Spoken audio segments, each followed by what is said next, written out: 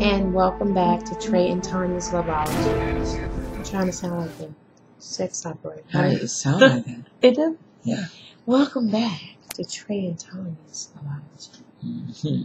I'm just joking. I'm not trying to sound like that. All right, guys, we're back and we're going to move right along into our next question, which is coming from New York.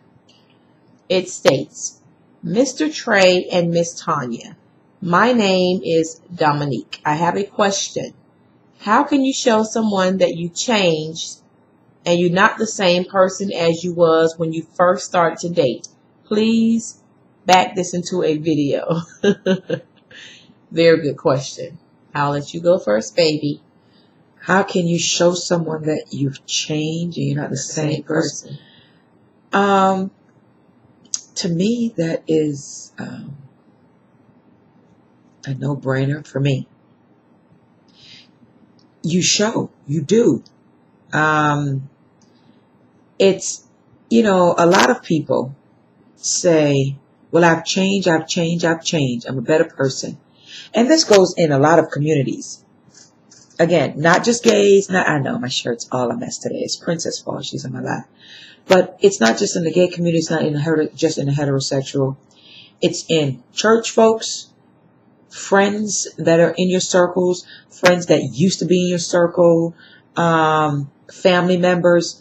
A lot of us as human beings use the phrase, I've changed. But to me, you shouldn't have to tell me you've changed. I should be able to see it, observe it. It shouldn't even have to be uttered at all.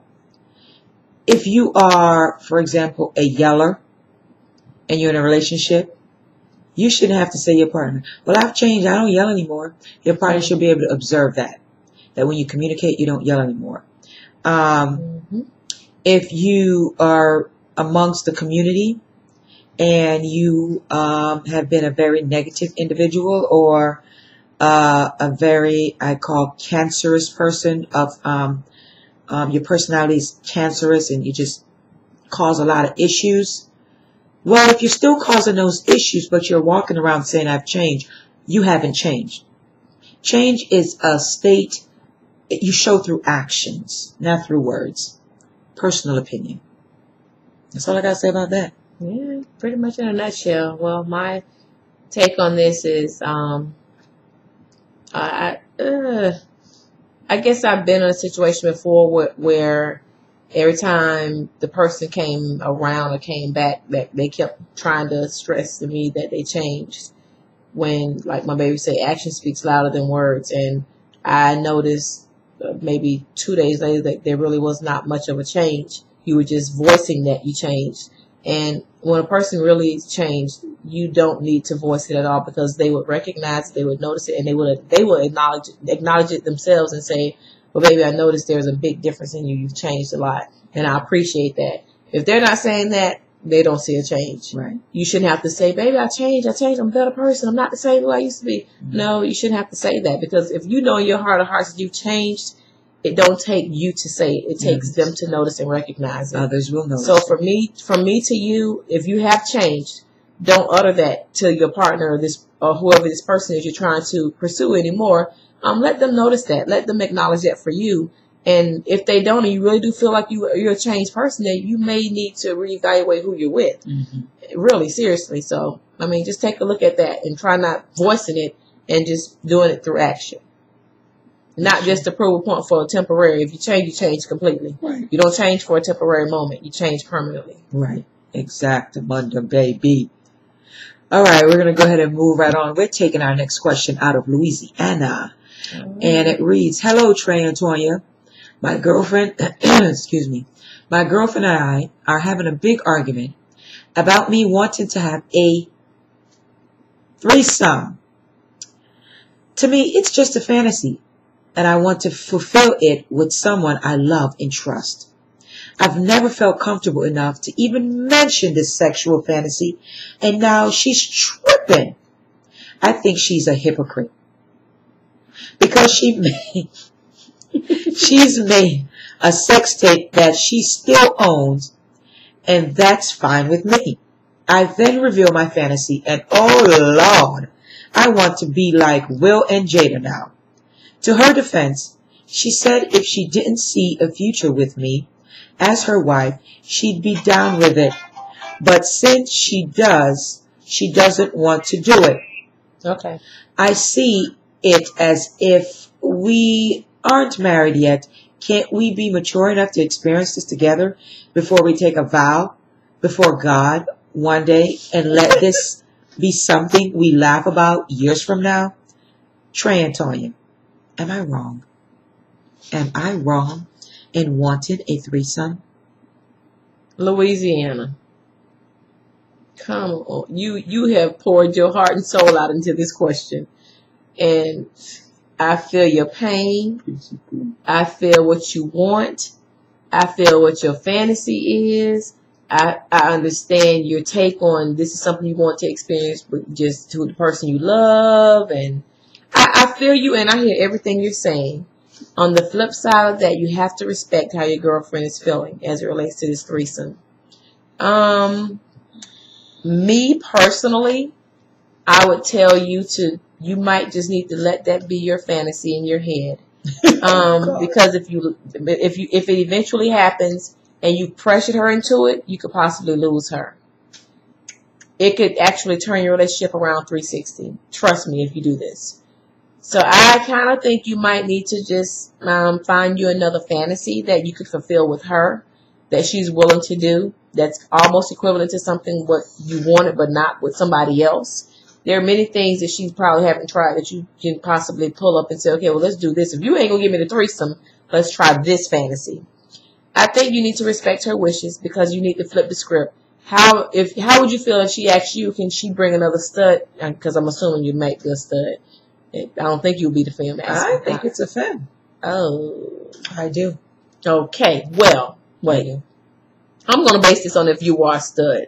If you were a stud and your girlfriend flipped the script on you and said, baby, I would like to bring another stud in the bedroom with us, and you were so gung-ho strongly against this, how would you feel? I mean, she can pressure you into it, tell you, before marriage, just do this. This is just my one-time fantasy. This is the only thing I want to do, and I want to do it with somebody I love. But you are so against another stud touching your woman. You got to think about that. You got to give her the benefit of the doubt that if it's something that's really going to make her uncomfortable, you might need to just let it go by the wayside and find another sexual fantasy, because there are millions of fantasies out there that you can accomplish without doing it with someone else in your bedroom. I just think it can kind of deteriorate your relationship and cause you guys to have some serious friction that you can't correct. Yeah, I agree, baby. I am not one for the big threesome thing because I just don't share my my flower garden. I don't. I don't share it. I don't want to share it. One way around that could be role play. Take on a different role. Maybe you want to tell your partner to take on a different role. I think that whole threesome thing is what is it? It's overrated. It's really overrated. It's really overrated. You can't take it back once you do it. You can't take it back. You can't. It's truly overrated. You can't take it back. And if it's affecting someone that you love, in love with, trying to build a future with, is it truly worth it? Lasting effect. Is it worth it? I would say no. It's almost like you kind of putting yourself. You almost playing Russian roulette with your relationship. Yeah, it's like you taking a chance on if she say, okay, well, damn, I'm only doing this because you want to do it, and you guys go through with it, and then she's totally miserable and unhappy afterwards. You potentially could lose her. Yeah, permanently. It's not worth all because she was like, I did it only because you wanted me to, and now I'm not happy. I did it, and somebody might have some feelings somewhere after it's over. So you got to take all of that into consideration. It's not worth and it's not worth losing her if this is somebody you say you want to marry her one day. So this is really serious. The misconception I think a lot of people have about threesome is they think of it more as a physical aspect. And I think going in, parties going in with different mentalities. I think the one who normally wants it is a physical thing. And then the other one, it's an emotional thing. Yep. And there's a big difference between emotional and physical, feelings. And I believe everybody knows that. So unless both parties are agreeable from day one, I would say stay away from it. Yeah, because it's got to be something you both want. It got to be. One can't want the other, like, just feel like pressure to doing it. Yeah. But it's got to be something you both want, really. Yeah. Really, really want. It's always been wanting to try, but you just haven't tried, and y'all two met now. Oh, we can try. You want to do it? I want to do it. Right. That's how that works. Yeah, there's a difference. But yeah, it's, if she's so against it, and you trying to pretty much pressure her into doing it, don't do it. Don't do it. It's not worth it. Not if you're trying to build a long-term relationship with this person. We're going to take a quick break as my baby girl here is just eating on the finger. Hi, Bitchy Pooh. Say hi. Are you going to sing? She's not going to sing. Are you going to sing for the people? We have a singing dog. She sings.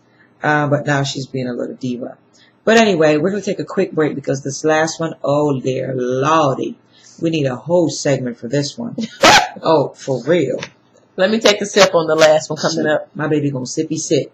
You're watching Trey and Tonya's Loveology, Season 2, Episode 5.